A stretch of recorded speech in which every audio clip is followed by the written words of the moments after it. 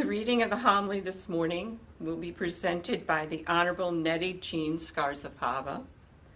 Nettie is a retired attorney and Otsego County judge, as well as a shaman and Reiki master. Please join me in welcoming our guest homilist, Nettie Jean.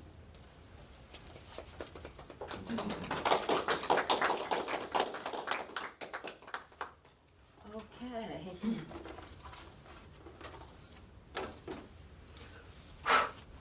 So I'm Nettie Jean.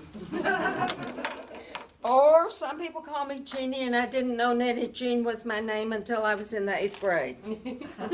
So, because in Arkansas, my name wasn't on my birth certificate until the school asked for it when I started 8th grade.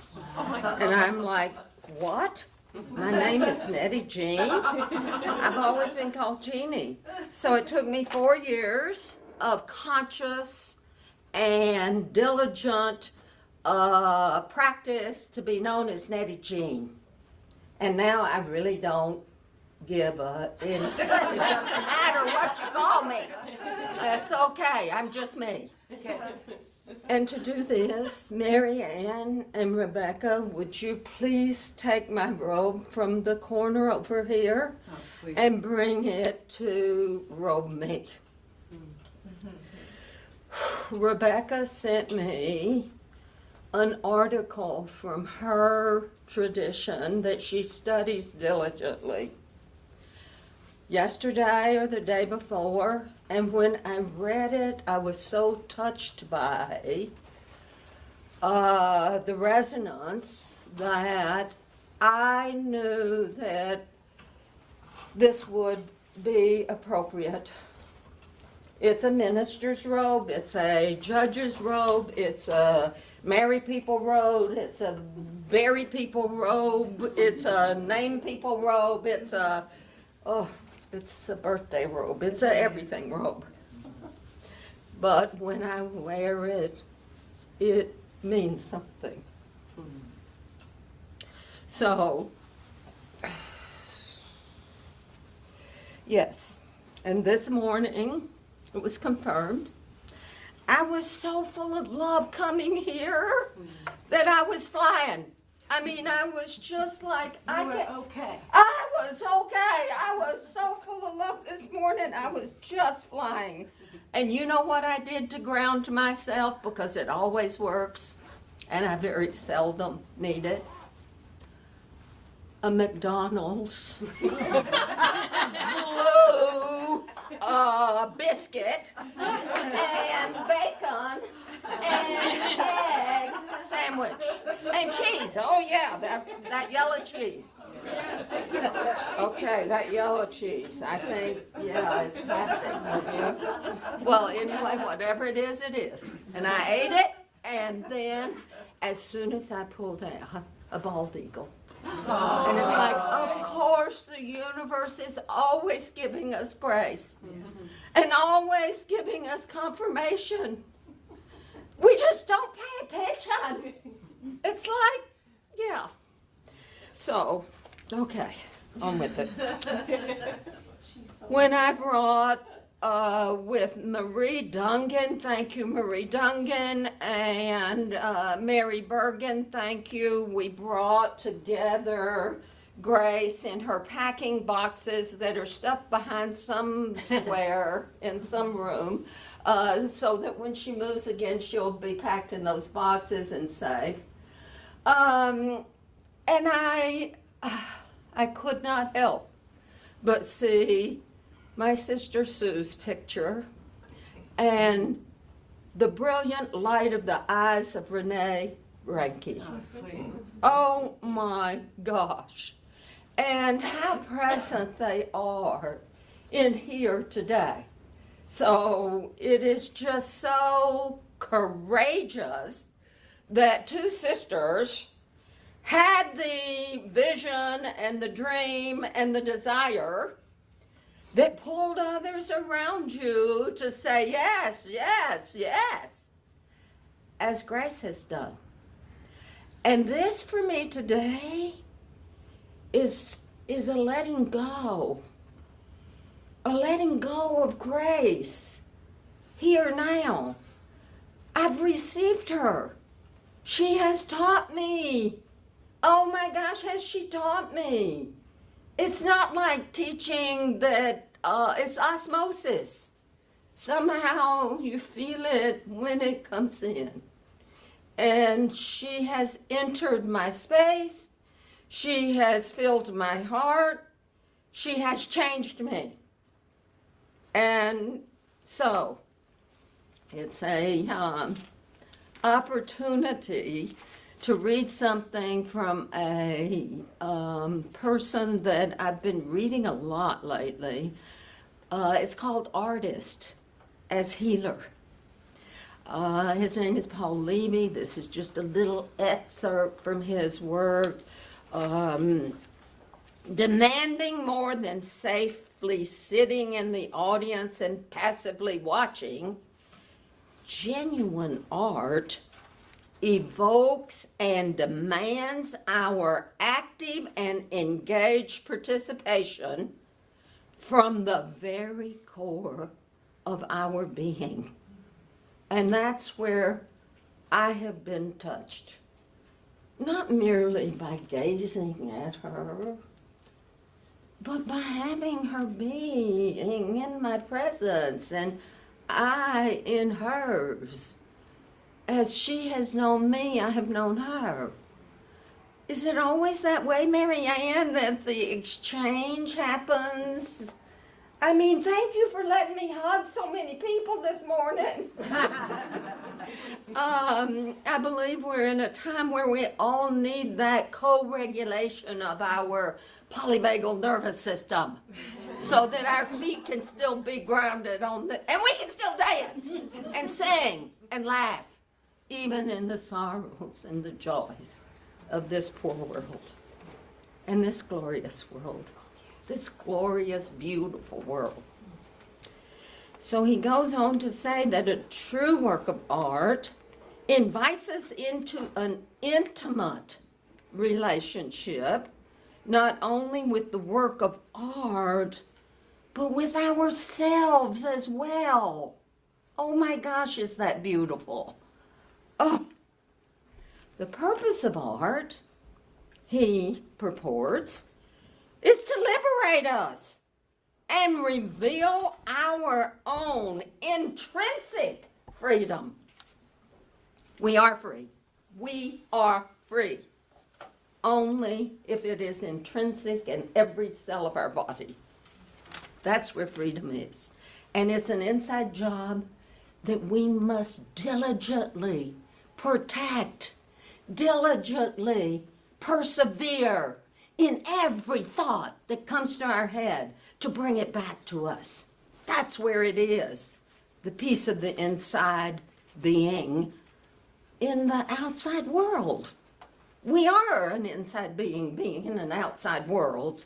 That's what we are as this bag of bones, this flesh that's held by this membrane of skin that I keep looking at and thinking, oh my gosh, it's just a membrane. It's just a membrane. It's still breathing. Everything you breathe in and everything everybody else breathed in, I breathed in too. Not just through my nose, but through my skin. A unique manifestation of the divine. All of us, all true art, and all beings.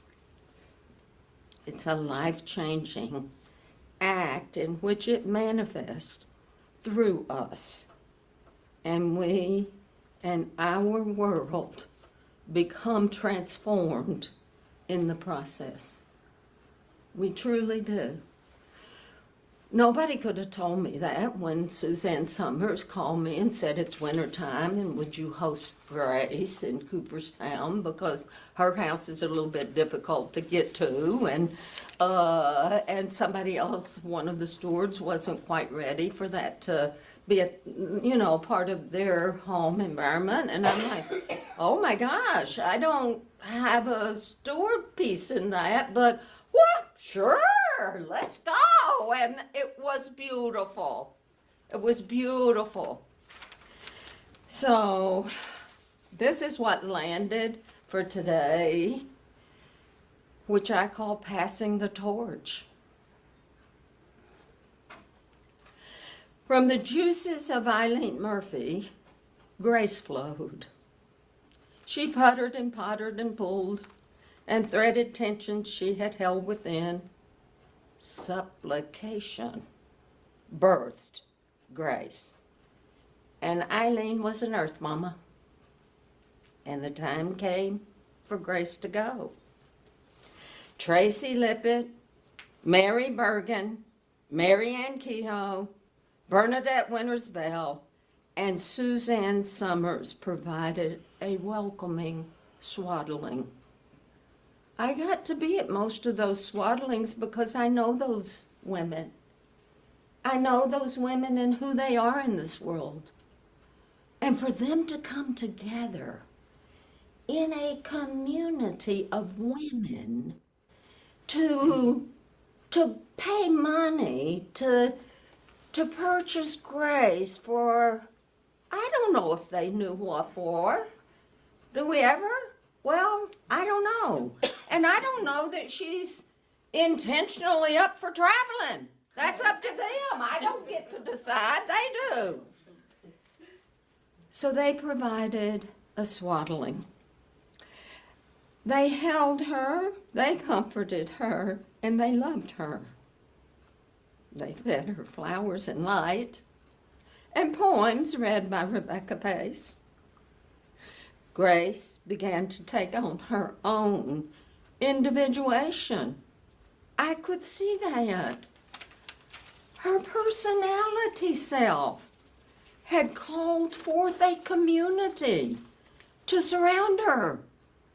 Oh, it happened like that.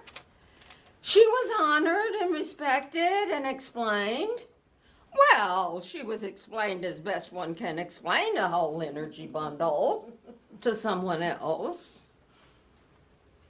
Grace traveled and people gathered, excited to receive her in celebration wherever she stayed.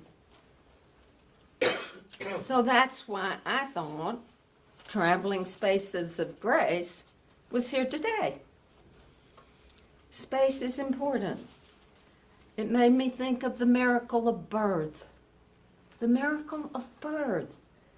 We are all, each of us, birthed. We are birthed from a body. Is that just not amazing? And the mother-child fragility of the bond is always the most fragile in nature and the most important. So we got this tethering going on like a seesaw always. And as it tethers, we work out our stuff. You know, both sides of the body. Sometimes we have to go this way. Sometimes we have to go this way. Put a little bit more weight on this. Spread your legs a little wider to hold whatever it is you got to hold. You just got to be free to do the moment. So that's what I believe is in a state of grace, is being free to be you. And I am in awe that this has evolved as a community of people. Worshiping, yes, and free to be them individually. And I said to Tom as I sat with him, just a minute, not long enough minutes ever, but just a minute. And I think I scared Poppy when I did this lion's breath and loud yell in order to release some of the stuff in me before I hear. So I'm not sure this could have happened but through two sisters and how Tom and Susan moved here. Yeah. It is an amazing, amazing sorrow of sacrifice and also joy of becoming. That's that tether again. We don't get one side of the quarter without the other. We just don't. And seldom do we recognize that it's the same quarter. You have to stand it up on its end like this, right, to see one head and tails, but it's joined together, bonded together. So if it's just looking at one side, you only seeing one side. But if it's all flopped over to the other side, you see the other side, right? So let's look at both always, if we can, here and there, wherever. Lenten ashes were during grace. I've never joined a church. I actually joined this church when it first began. I wanted to support. I don't know. So it's really the first church I've ever joined. I went all my life. It didn't mean I needed to join. All my siblings, I have 9 of those, they joined. But I just like to go and be with the people. So anyway, Lenten ashes were during my hosting of grace. This is another thing she taught me.